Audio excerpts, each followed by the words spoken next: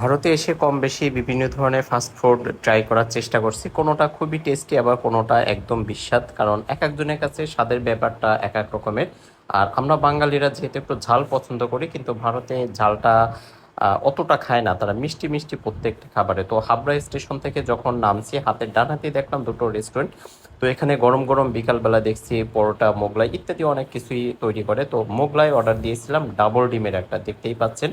তো ডাবল ডিমের এই যে মোগলাই, এটার দাম হচ্ছে মাত্র 80 টাকা।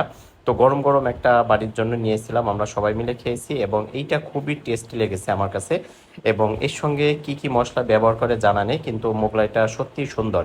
যখন হাবড়া স্টেশন থেকে নেমে হাবড়া মেইন রোডের দিকে আসা হয়, হাতের ডান হাতে প্রথম যে রেস্টুরেন্টটা বাঁধবে, এটার নাম হচ্ছে কমলা। তো আপনারা সেখান থেকে যারা যান এই ভারতের খেতে পারেন, এবং সবসময় ভিড় লেগেই থাকে, পরিচিত এবং খাবারও খুব টেস্টি, বিভিন্ন ধরনের মিষ্টিও পাওয়া যায় এখানে। বোঝাই যায় যে পপুলার একটা রেস্টুরেন্ট, এবং সকল ধরনের খাবার কম বেশি এখানে পাওয়া যায়। ধন্যবাদ।